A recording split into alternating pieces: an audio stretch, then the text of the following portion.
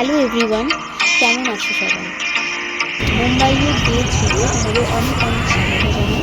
আর যারা যারা এখনো অব্দি আমার চ্যানেলটাকে সাবস্ক্রাইব করো তারা সাবস্ক্রাইব করে নাও আর ক্লিক করে দাও আমার আরও নতুন নতুন ভিডিওগুলো সবার আগে দেখার জন্য।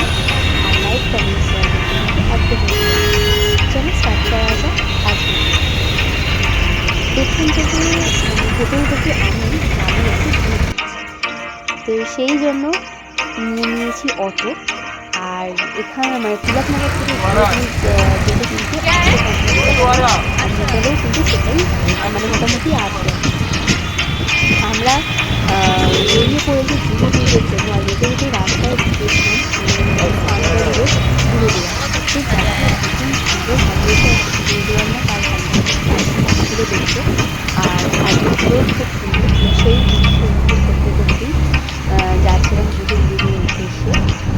আর যেতে যেতেই এখানে অটো দাদা বললেন যে জুহু ব্রিজের কাছাকাছি হচ্ছে অমিতাভ বচ্চনের বাংলো আছে। তো আমরা বললাম যে সেই জায়গায় আমাদেরকে নিয়ে যেতে।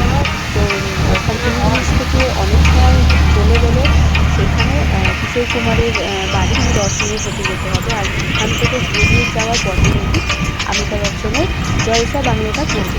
তো সেই জন্য আমরা বললাম যে তাহলে ওই জলসা বাংলোটাই আমাদেরকে নিয়ে যেতে। তো সেখানে ঘুরিয়েই আমাদেরকে দাদা নিয়ে গেছিলো। তার জন্য আমাদের টোটাল ভাড়া কিন্তু লেগেছিল 190 টাকা মতো, ভিতরে যেরকম উঠেছিল।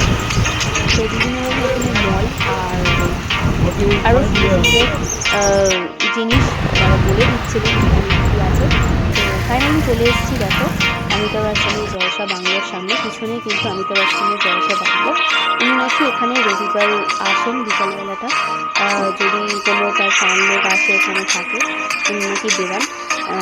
সেই সব কিছু তথ্য জেনে ওখানটায় তারপর আবার জুহু ব্রিজের উদ্দেশ্যে বেরিয়ে পড়লাম। আর এটা ছিল মুম্বাইয়ের JW ম্যারিয়ট, এখানে বড় হোটেল।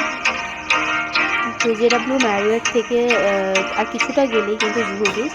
দেখো চলে এসেছি জুহু ব্রিজে। আর জুহু ব্রিজটা কিন্তু খুব সুন্দর সাজানো গোছানো, দারুণ লাগছিল এখানে কিন্তু কত সুন্দর একদম সুন্দর। আর বিভিন্ন রকম আমাদের এখানেও যেরকম হোটেলের মধ্যেই সব কিছু মোটামুটি এখানে খেতে পাওয়া যায়, ঝালমুড়ি বা চা যেরকম বসে, বাট কোনো মাছ বা কিছু এখানে পাওয়া যায় না, পুরোটাই কিন্তু এখানে ভেজ। আর এখানে ব্রিজের সামনে কিছু ভিডিও বা ফটো তুলে নিয়েছি। নিয়ে দেখো এখানে কিন্তু কিছুক্ষণ ছাড়া ছাড়াই 5 সেকেন্ড বা 10 সেকেন্ড বা 1 মিনিট ছাড়া ছাড়াই কিন্তু এখান থেকে ফ্লাইট যাচ্ছে, কারণ এর পাশেই হচ্ছে ইন্টারন্যাশনাল এয়ারপোর্ট। হেলিকপ্টার সব কিছুই তোমরা এখানে গেলে দেখতে পাবে।